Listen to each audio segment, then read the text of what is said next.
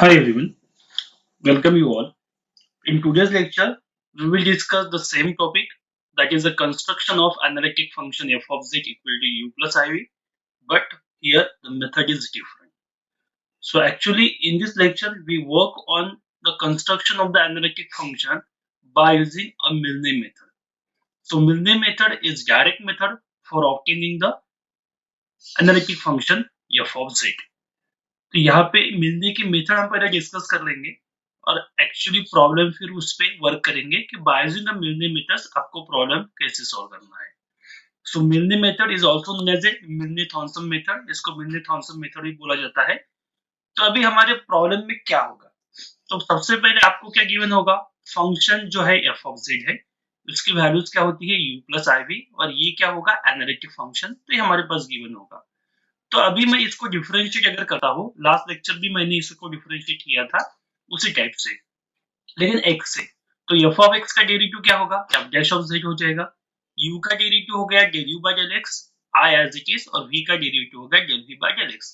तो इसका यूज हमने पिछले प्रॉब्लम में भी किया था और इस प्रॉब्लम में हम इसका यूज करेंगे. सो अगर प्रॉब्लम आपको कंस्ट्रक्शन का है f ऑफ z का, तो f of z equal to क्या होगा आपके पास u प्लस iv, मतलब इसको आपको कंस्ट्रक्ट करना है. तो हमने ऑलरेडी दो मेथड दिए थे.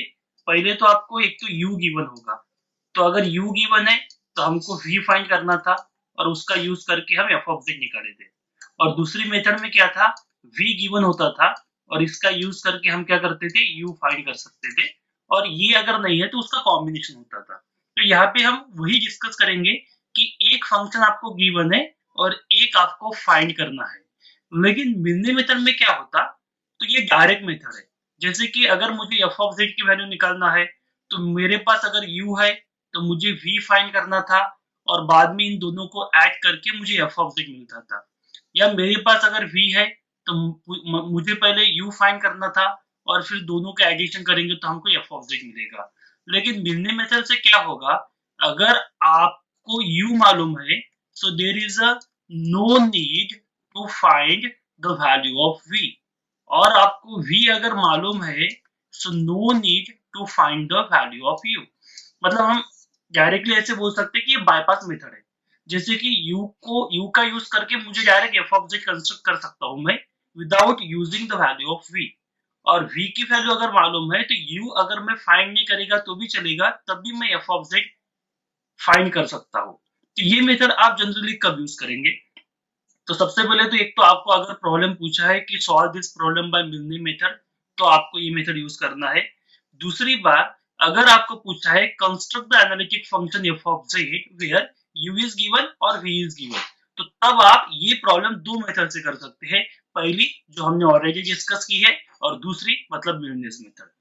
लेकिन अगर आपको पूछा है कि construct the analytic function where u is given and find the value of v also, तो फिर हम पहले मेथड यूज करेंगे. लेकिन अगर दूसरा हार्मोनिक कॉन्जुगेट हमको अगर निकालना नहीं है, उसकी जरूरत ही नहीं है, तो हमें बाईपास करके जाना है और हमको f ऑफ z निकालना है. तो it is a best method for evaluation of the analytic function और construction of the analytic function. तो पहले हम मेथड डिस्कस कर लेंगे और बाद में उसका प्रॉब्लम देखेंगे सॉल्व करके प्रॉब्लम में एक्चुअली होगा क्या. तो सबसे पहले f ऑफ z हमको गिवन है और f ऑफ z हमारा क्या है, एनालिटिक फंक्शन है. तो मैंने पहले इसको डिफरेंशिएट कर दिया f dash of z with respect to x. तो u का डेरिवेटिव क्या आ जाएगा, del u by del x, और v का डेरिवेटिव क्या होगा, del v by del x. अभी हमारे पास दो केसेस है. पहले केस में क्या बोला मैंने, u इज नोन, मतलब मुझे u पता है, और v इज अननोन, v मुझे मालूम नहीं है. तो एक्चुअली हमने ये मेथड ऑलरेडी डिस्कस की थी, तो उसमें हम v निकालते थे, लेकिन इस मेथड में मुझे v निकालने का कोई काम नहीं है. अभी मैं क्या करूंगा, अगर मुझे u पता है तो u को मैं डिफरेंशिएट कर सकता हूं, तो मुझे del u by del x और del u ये मिल जाएगा, del u by del x, और दूसरी वैल्यू मिल जाएगी मुझे del u by del y, क्योंकि मुझे u पता है. मतलब del u by del x मुझे मालूम होगा जो इस रिजल्ट में है, del u by del x मुझे मालूम है जो इस रिजल्ट में है, और रिजल्ट में जो सेकंड टर्म है इसके बारे में मुझे पता नहीं है, क्योंकि v पता नहीं है तो इसका डिफरेंशिएशन भी मुझे पता नहीं है. तो मैं यहाँ पे क्या करूंगा, ये वैल्यूज मैं यूज करता हूँ del u by del x plus i into del v by del x. तो ये पता नहीं है मुझे सेकंड वैल्यू, लेकिन मेरे पास CR इक्वेशन है. तो CR इक्वेशन क्या है मेरे पास, एक तो है del u by del x is equal to del v by del y, और दूसरा है del u by del y is equal to minus del v by del x. तो पहली चीज तो मुझे पता है, तो इसको तो मुझे चेंज करने का कुछ काम नहीं है, लेकिन मुझे v पता नहीं है, इसीलिए del v by del x की वैल्यू मुझे चेंज करनी है, और del v by del x की वैल्यू क्या होगी, minus del u by del y by using this CR equation.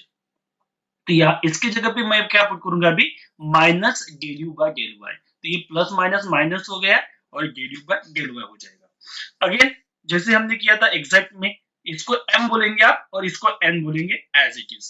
फिर इसके बाद सबसे इंपॉर्टेंट स्टेप है मिलने की। मिलने ने क्या किया है, जहां पर आपके पास दो वेरिएबल हो गया अभी x और y, तो जहां पर आपको x दिखेगा वहां पर आपको रखना है z, और जहां पर y रखा है वहां y दिखा है वहां पर रखना है हमको 0, और बाद में जो टर्म आएगी f डैश ऑफ z, तो हमको तो f ऑफ z फाइंड करना है, मतलब डेरिवेटिव को कैंसिल करना है, मतलब इंटीग्रेशन देना है, तो उसको इंटीग्रेट करना है हमको विद रिस्पेक्ट टू z। तो f डैश ऑफ z का इंटीग्रेशन क्या आएगा, f ऑफ z, तो यहाँ पे जो x है उसकी जगह पे मैंने रखा z और y की जगह पे 0, इंटीग्रेशन किया minus i as it is, n में भी x की जगह पे क्या रखा हमने z और y की जगह पे रखा 0, इसको इंटीग्रेट करना। तो इसको इंटीग्रेशन को सॉल्व करने के बाद हमको क्या मिलेगा, फाइनल आंसर। ये कब यूज करना है, जब आपको u पता है और v पता नहीं है। तो ये मेथड अगर आप देखेंगे ना, तो यहाँ पे मुझे u तो नोन था, लेकिन मैंने v फाइंड ही नहीं किया, क्योंकि इसकी मुझे जरूरत ही नहीं है, मैं डायरेक्ट f ऑफ z को कंस्ट्रक्ट कर सकता हूँ। So there is no need to find the v, no need to find v। Second case इसका एग्जैक्टली अपोजिट होगा, मुझे यहाँ पे v पता होगा और u अननोन होगा, ठीक है। अभी क्या होगा, हमारे पास जो इक्वेशन है, हमारे पास तो इक्वेशन है f dash of z equal to del v by del x and del u by del x, ये तो है f dash of z equal to del u by del x plus i into del v by del x, ये तो ऐसे रहेगा, ये थोड़ा गलत हो गया यहाँ पे, ये जो है ना ये यहाँ पे ऐसे ही है, del u by, 1 minute, del u by del x plus i into del v by del x, ये इक्वेशन तो सही होगा। अभी मुझे क्या है, v नोन है तो मुझे इसकी वैल्यू पता है, ये वैल्यू मुझे मालूम है, बराबर है, ये वैल्यू अननोन है मेरे पास, लेकिन मेरे पास अगेन सीआर इक्वेशन है, तो del u by del x की वैल्यू क्या होती है, del v by del y, तो मैं यहाँ पे del u by del x की जगह पे क्या करूंगा, del v by del y करूंगा, ये थोड़े यहाँ पे मिस्टेक कर दिया, तो यहाँ पे del u by del x की जगह पे मैं क्या करूंगा, del v by del y रखूंगा, तो ये मुझे मिला del v by del y plus i into del v by del x, बराबर है। और इसके बाद मैं क्या करूंगा अभी, इसके बाद यहाँ पे अगेन वही करना है, x is equal to z रखना है और y इज इक्वल टू 0 रखना है और उसको इंटीग्रेट करना है।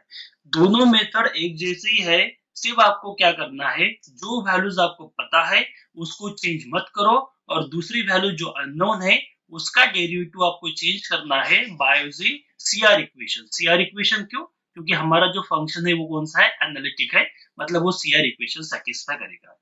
लास्ट में जब उसका इंटीग्रेशन करेंगे तो रिजल्टेंट एक्सप्रेशन जो आएगा उसको इंटीग्रेट करना है, लेकिन कब, x को रिप्लेस करना है z से और y को रिप्लेस करना है 0 से, फिर आपको प्रॉब्लम में एक ही वेरिएबल बचेगा जो कि रहेगा z, और इसको डिफरेंशिएट कर। Now using a Minnet-Thomson theorem, we work on a problem and we construct the analytic function f of z, where one part is given and construction of the function in terms of z. So here the first example is, find the analytic function f of z equal to u plus iv whose imaginary part is log of x square plus y square plus x minus 2y. Okay, तो यहाँ पर आपको एक f of z construct करना है, तो problem में आपको कहीं पर भी बोला नहीं है कि इमेजिनरी पार्ट है तो आपको रियल पार्ट फाइंड करना है, लेकिन यहाँ पे जरूरत नहीं है रियल पार्ट फाइंड करने के लिए। तो आपके पास एक पुरानी मेथड है जिसका यूज भी कर सकते हैं आप, u निकालो, v आपके पास है, उसको कंबाइन करके f of z मिल जाएगा, या हम मिलने का थ्योरम यूज करके डायरेक्टली f of z भी कंस्ट्रक्ट कर सकते हैं, क्योंकि हमको अभी मिलने ही मेथड देखना है तो हम ये प्रॉब्लम मिलने मेथड से ही सॉल्व करेंगे। तो सबसे पहले क्या करना है, आपको जो आपके पास गिवन वैल्यू है वो लिखना है। तो हमें जो गिवन है f of z है एनालिटिक, सो गिवन दैट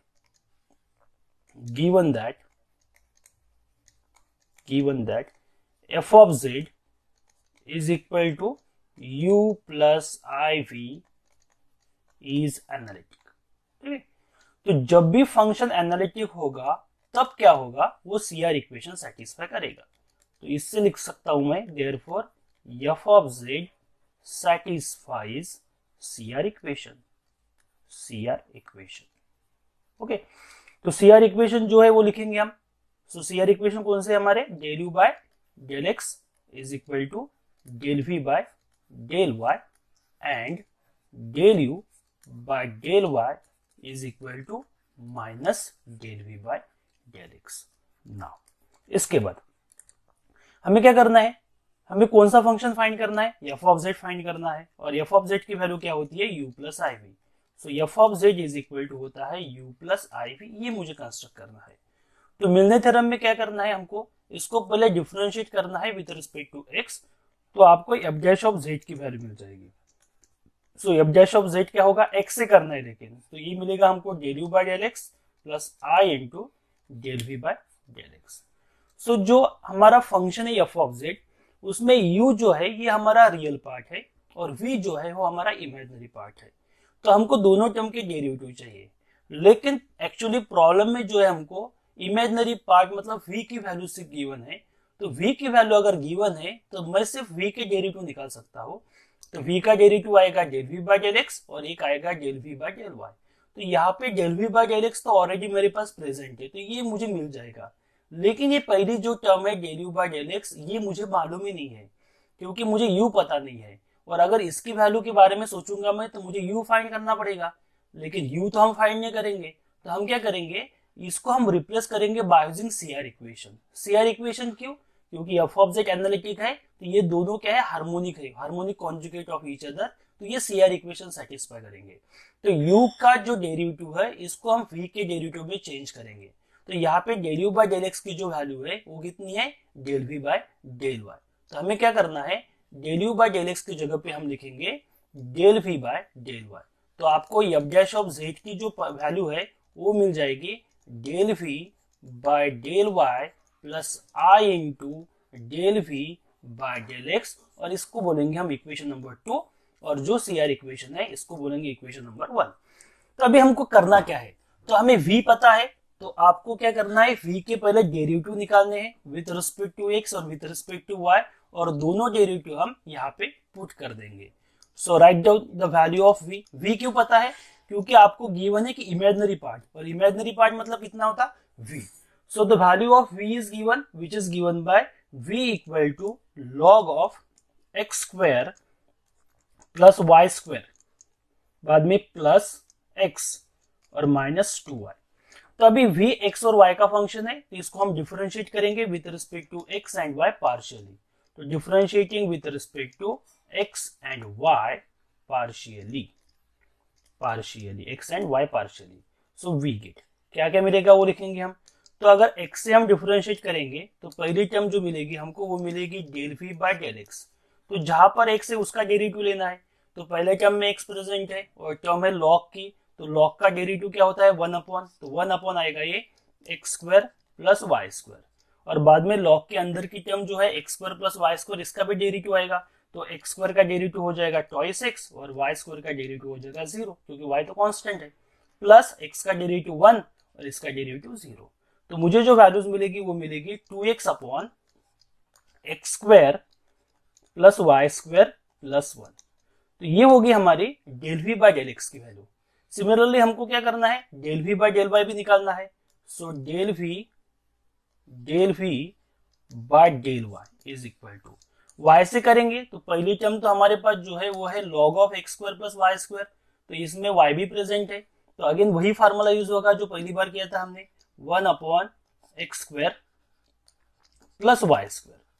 और अभी क्या होगा, यहाँ पे एक्स स्क्वायर का डेरिवेटिव 0 होगा और यहाँ पे वाई स्क्वायर का डेरिवेटिव आएगा ट्वाइस वाई, तो वाई स्क्वायर का डेरिवेटिव आ जाएगा ट्वाइस वाई, प्लस एक्स का डेरिवेटिव 0 और वाई का डेरिवेटिव आ जाएगा ये -2, वाई का derivative 1 that is -2 as it is. इसको थोड़ा एडजस्ट करके लिखेंगे, तो इसको लिखने के बाद हमें जो वैल्यूज मिलेगी वो मिलेगी which is equal to twice y upon x square plus y square -2। तो अभी हमारे पास दोनों वैल्यू प्रेजेंट है। सिंपली हमको क्या करना है, अभी इक्वेशन 2 की तरफ जाना है। इक्वेशन 2 मतलब एफ डैश ऑफ जेड की वैल्यू।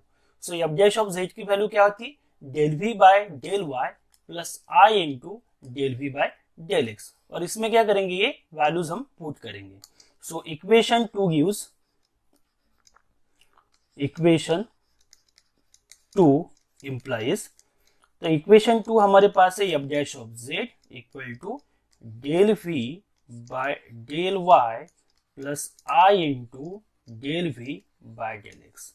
अभी यहाँ पे वैल्यू पुट कर दो। So del v by del y जो है वो है हमारे पास 2y upon x square plus y square minus 2, और del v by del x जो है वो है 2x upon x square plus y square plus 1। तो ये वैल्यू हमने यहाँ पर लिख ली है।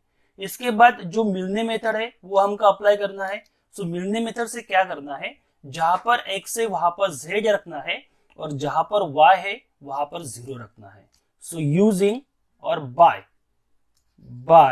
मिलने मेथड, इसको हम मिलने थॉम्सन मेथड भी बोल सकते हैं या Milne's method. So using Milne's method put x की जगह पे क्या रखना है z, और y की जगह पे क्या रखना है 0। तो अगर ये वैल्यूज हम इसमें पुट करेंगे तो कुछ वैल्यूज 0 हो जाएंगी और कुछ वैल्यू z के फॉर्म में आ जाएगी। तो एफ डैश ऑफ z जो रहेगा वो रहेगा, y के जगह पे 0 रख दिया तो ये 0 बन गया पूरा, और ये -2 आ गया, प्लस i इंटू यहाँ पे क्या होगा, x के जगह पे z, और यहाँ पे z स्क्वायर वाई स्क्वायर 0, और यहाँ पे बचेगा +1। तो ये जो वैल्यूज आ गई इसको हम थोड़ा इवेलुएट कर लेंगे। तो इसको थोड़ा एडजस्ट करेंगे तो ये मिलेगा आपको -2 पहले टर्म में, प्लस i इंटू यहाँ पे z कैंसल तो ये बनेगा 2/z, और ये आएगा +1, ये 2/z +1। फिर मिलने थ्योरम में क्या करना है, हमको ये रिप्लेस करना तो है ही, उसके साथ इसको इंटीग्रेट भी करना है, और इंटीग्रेट करना है विद रिस्पेक्ट टू z। तो यहाँ पे हम इंटीग्रेट करेंगे। So integrating above equation with respect to z, we get. तो लेफ्ट हैंड साइड में जो टर्म है वो है एफ डैश ऑफ z। तो यहाँ पे एफ डैश ऑफ z का डेरिवेटिव इंटीग्रेशन आएगा विथ रिस्पेक्ट टू z, और राइट हैंड साइड में जो टर्म है वो है -2 plus i into 2/z plus 1, और इसका भी इंटीग्रेशन आएगा विथ रिस्पेक्ट टू z। अभी इंटीग्रेशन के सिंपल जो फार्मूला है वो यूज करेंगे और इसकी वैल्यू देखेंगे हम क्या आती है। तो integration of F dash of z क्या होगा, एफ इंटीग्रेशन और डेरिवेटिव यहाँ पे कैंसिल बन जाता है। तो यहाँ पे कैंसिल होने के बाद मुझे मिलेगा सिर्फ एफ ऑफ z, और यहाँ पे देखिए पहली टर्म -2 कांस्टेंट है, तो इंटीग्रेशन ऑफ dz कितना आएगा, z आएगा, plus i as it is, यहाँ पे 2 भी कांस्टेंट है, तो इंटीग्रेशन ऑफ 1/z कितना बनेगा, ये बनेगा log z, plus integration of 1 कितना बनेगा z, और इंटीग्रेशन निकलने के बाद हमको मिलेगा constant of integration that is called the c। तो यहाँ पे तो हमारा काम हो गया, अभी इसको तो एडजस्ट कुछ करने का काम नहीं है। तो ये जो वैल्यूज हो गई ये हो गया आपका final answer, that is the value of f of z in terms of z using मिलने थ्योरम। तो यहाँ पे हमारा जो फंक्शन था वो कंस्ट्रक्ट हो गया है। तो इस टाइप से मेरे पास भी पता था मुझे, लेकिन मैंने u नहीं निकाला, u को बाईपास करके मैं डायरेक्ट f ऑफ z को कंस्ट्रक्ट करना, तो मैंने direct f of z construct कर दिया बाय यूजिंग मिलनेस थॉम्सन मेथड और सिंपली मिलनेस मेथड। ठीक है, तो यहाँ पे इमेजिनरी पार्ट हमारा गिवन था, हमने रियल पार्ट निकाला नहीं, लेकिन फंक्शन को हमने निकाल डाला। अभी दूसरा कंडीशन क्या होगी, आपको रियल पार्ट गिवन हो सकता है और इमेजिनरी पार्ट फाइंड करना नहीं है, लेकिन फंक्शन को कंस्ट्रक्ट करना है। तो उस टाइप का भी एक एग्जांपल ले लेंगे हम। तो यहाँ पे हमको रियल पार्ट गिवन है, show that the function u equal to x cube -3xy² plus 3x² -3y² plus 2x, यहाँ पे 1 होना प्लस 1 इज अ हार्मोनिक। इसमें दो कंडीशन है, एक तो हार्मोनिक भी बताना है आपको। हार्मोनिक मतलब रिकॉल करो पिछला, कि जो फंक्शन लाप्लास इक्वेशन सेटिस्फाई करेगा उसको क्या बोलते हैं हम, harmonic function. And find the corresponding analytic function f of z equal to u plus iv। तो सबसे पहले जो गिवन है वो गिवन करस्पॉन्डिंग एनालिटिक फंक्शन है, मतलब गिवन फंक्शन क्या रहेगा हमारा, एनालिटिक ही रहेगा।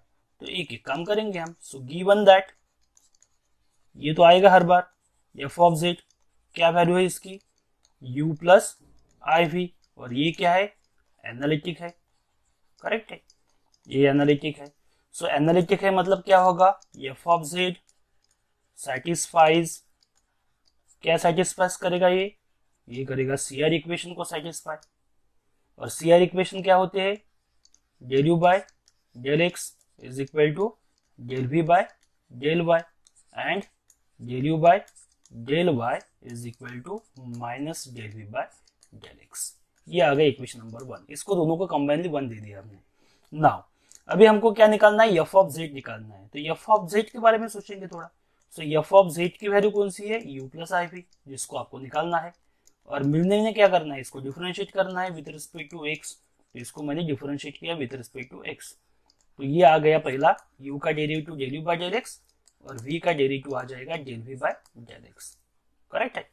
अभी इसके बाद हमें पता क्या है? हमें पता है u की वैल्यू। तो जब मुझे u की वैल्यू पता है तो मुझे u के डेरिवेटिव मिलेंगे। मतलब मैं 2 डेरिवेटिव फाइंड कर सकता हूँ। पहला डेरिवेटिव जो रहेगा वो रहेगा del u by del x, और दूसरा डेरिवेटिव जो रहेगा वो रहेगा del u by del y. तो यहाँ पे जो पहला डेरिवेटिव है del u by del x, इसका तो कोई इश्यू नहीं है, ये मुझे ऑलरेडी मिल जाएगा। लेकिन प्रॉब्लम है इसका del v by del x, क्योंकि मुझे v पता नहीं है तो मैं उसका डेरिवेटिव भी फाइंड नहीं कर सकता हूँ। लेकिन इसके बगैर तो हम ये फंक्शन निकाल ही नहीं सकते हैं। लेकिन हमें गिवन है कि फंक्शन एनालिटिक है और वो सीआर इक्वेशन सेटिस्फाई करेगा। तो जो v का डेरिवेटिव है उसको हम u के डेरिवेटिव में कन्वर्ट कर देंगे बाय यूजिंग सीआर इक्वेशन। तो अगर आप सीआर इक्वेशन ऑब्जर्व करेंगे तो del v by del x की वैल्यू क्या होगी? ये माइनस इधर शिफ्ट हो जाएगा, तो minus del u by del y. तो यहाँ पे मैं इसको रिप्लेस कर सकता हूँ minus del u by del y से। तो अगर उसको रिप्लेस करेंगे हम तो हमें जो वैल्यूज मिलेगी वो मिलेगी f dash of z equal to, पहले term as it is del u by del x. तो ये माइनस हो गया तो ये माइनस आ जाएगा आई इंटू ये हो जाएगा del u by del y, और उसको बोलेंगे हम इक्वेशन नंबर 2। ठीक है। तो ये इक्वेशन में क्या करना है हमको? ये वैल्यूज निकालकर यहाँ पे पुट करना है, और ये पुट करने के बाद जो फंक्शन आएगा उसको हम मिलने थ्योरम यूज करेंगे और आपको एनालिटिक फंक्शन आपका कंस्ट्रक्ट हो जाएगा। तो सबसे पहले क्या करेंगे हम? जो हमारा गिवन फंक्शन है u उसको लिखेंगे और उसको क्या करेंगे? हम डिफरेंशिएट करेंगे। ठीक है। सो u की वैल्यूज नाउ u। सो u की वैल्यू जो हमें गिवन है वो है x cube minus 3xy square plus 3x square minus 3y square plus 2x plus 1। ये u की वैल्यू है। तो ये u x और y का फंक्शन है, तो ये ऑब्वियस डिफरेंशिएट होगा with respect to x and y। So differentiating with respect to x and y partially. ठीक है। तो इसको डिफरेंशिएट करेंगे। सो पहला जो डेरिवेटिव आएगा वो आएगा आपका del u by del x. So del u by del x की वैल्यू क्या आएंगी? जहां पर x है उसका डेरिवेटिव निकलेगा। तो पहला तो एक्स क्यूब, तो एक्स क्यूब का डेरिवेटिव आ जाएगा हमारा 3x स्क्वायर। बाद में यहाँ पे x का डेरिवेटिव हो गया 1, तो यहाँ पे क्या बचेगा? एक बार फंक्शन देख लेते हम u की वैल्यू कितनी है। X cube minus 3xy square plus 3x square minus 3y square plus 2x plus 1। यहाँ पे क्या लिखा हमने? Minus 3 plus 3x square. ठीक है, वही है। तो पहला x से डेरिवेटिव लेंगे, तो x से डेरिवेटिव लेंगे तो पहली टर्म जो होगी x क्यूब का डेरिवेटिव जो आएगा 3x स्क्वायर। बाद में यहाँ पे x का डेरिवेटिव 1 हो जाएगा, तो यहाँ पे बचेगा 3y स्क्वायर प्लस यहाँ पे x स्क्वायर का डेरिवेटिव ट्वाइस x, तो ये ट्वाइस x इंटू 3 ये हो जाएगा 6x। यहाँ पे तो x नहीं है तो इसका डेरिवेटिव बन गया 0, और यहाँ पे x का डेरिवेटिव 1 तो यहाँ पे बचेगा 2। बराबर, ये आ गया। बाद में del u by del y निकालना है। So del u by del y के लिए पहले टर्म में y नहीं है तो इसका डेरिवेटिव हो गया 0, इसका डेरिवेटिव y स्क्वायर का ट्वाइस y हो जाएगा, और ये 3x, तो ये बन जाएगा माइनस 6xy। फिर यहाँ पे y नहीं है तो इसका डेरिवेटिव 0, यहाँ पे y है तो y स्क्वायर का डेरिवेटिव ट्वाइस y और ये 3, मतलब ये हो जाएगा माइनस 6y। इसमें भी y नहीं है, इसमें भी y नहीं है, ये बन गया। लेकिन प्रॉब्लम में हमको एक और चीज प्रूव करना है कि जो फंक्शन u है वो हार्मोनिक है। और हार्मोनिक मतलब क्या होता है? वो लाप्लास इक्वेशन सेटिस्फाई करेगा। लाप्लास इक्वेशन मतलब double derivative with respect to x और double derivative with respect to y, इसकी एडिशन जो होती है उसको बोलते हैं हम लाप्लास इक्वेशन, जिसका आंसर आता है 0। सेटिस्फाई करेगा मतलब आंसर 0 आएगा, और सेटिस्फाई नहीं करेगा मतलब आंसर 0 नहीं आएगा। तो हार्मोनिक चेक करना है मतलब उसका आंसर 0 आना ही चाहिए, तभी वो फंक्शन क्या रहेगा? हार्मोनिक रहेगा। तो हम इसके एक और डेरिवेटिव निकालते हैं, डबल डेरिवेटिव। सो पहली जो टर्म है del u by del x, इसको अगेन मैं x से डिफरेंशिएट करता हूँ, so del two u by del x square is equal to, तो इसको मुझे x से डिफरेंशिएट करना है, तो एक्स स्क्वायर का डेरिवेटिव ट्वाइस एक्स और ये 3, मतलब ये बन जाएगा 6x, बाद में दूसरे टर्म का डेरिवेटिव में x नहीं है तो वो 0 हो गया, और यहाँ पर बन गया +6 और वो लास्ट भी 0 है। एंड दूसरे टर्म को भी डिफरेंशिएट करेंगे हम, लेकिन y से करेंगे, y को y से करेंगे, तो इसको y से करेंगे तो यहाँ पे आएगा -6x और ये आएगा -6। फिर इसको हार्मोनिक बनाने के लिए क्या करना है, दोनों को ऐड करना है और चेक करना है हमको कि उसका आंसर जो है वो 0 आता है क्या, 0 आएगा तो हार्मोनिक है। तो del two u by del x square plus del two u by del y square, obvious आपको दिख ही रहा वो 0 हो सकता है, ये 6 और ये माइनस माइनस, ये कैंसल और ये कैंसल, सो आंसर इज 0। तो आंसर 0 है, मतलब ये क्या किया, यू ने लाप्लास इक्वेशन सेटिस्फाई किया जो कि इस टाइप का रहता है, del two of u is equal to 0। तो यहाँ पे मैं बोल सकता हूँ this implies u satisfies the Laplace equation, और इसका मीनिंग क्या होगा, therefore u is a harmonic function। तो ये आपका पहला पार्ट हो गया harmonic function. Harmonic function prove करने के लिए भी आपको 2 मार्क्स रहेंगे अगर 6-7 मार्क का प्रॉब्लम है तो u is a harmonic function, तो ये हमारा पहला प्रूव हो गया, हेंस प्रूव्ड। ठीक है, दूसरा क्या था हमारा, हम एक एनालिटिक फंक्शन कंस्ट्रक्ट करना है, और एनालिटिक फंक्शन कहाँ पे है, एनालिटिक फंक्शन है इक्वेशन नंबर 2 जो हमने निकाला था। इक्वेशन नंबर 2 देखिए हमने क्या निकाला, ये f dash of z equal to del u by del x minus i into del u by del y. तो ये दोनों वैल्यूज आपके पास अभी मिल गए, तो ये दोनों वैल्यू इसमें पुट करेंगे और हम मिलने थ्योरम यूज करेंगे। तो यहाँ पे वैल्यू पुट करेंगे हम, सो देयरफॉर नेक्स्ट पेज लेंगे यहाँ पे एक इक्वेशन 2 इंप्लाइज। सो इक्वेशन 2 में क्या गिवन है, हमें गिवन है f डैश ऑफ z की value. So f dash of z की वैल्यू है del u by del x minus i into del u by del y। So del u by del x की value आपको पता है और del u by del y की value भी आपको पता है, तो दोनों वैल्यू क्या करेंगे हम इसमें पुट करेंगे। तो हमें मिलेगा f dash of z equal to, so del u by del x की वैल्यू पिछले पेज में अवेलेबल हो जाएंगे, तो वो देख लो del u by del x की वैल्यू क्या है। So del u by del x की वैल्यू है 3x square minus 3y square plus 6x plus 2।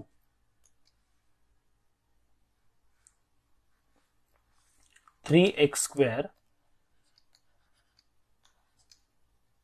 Minus 3y square plus 6x plus 2 ये हो गए, और माइनस आई इंटू बाद में del u by del y की वैल्यू, तो del u by del y है minus 6xy minus 6y, so minus 6xy minus 6y। अभी क्या यूज करना है, मिलने थ्योरम, सो बाय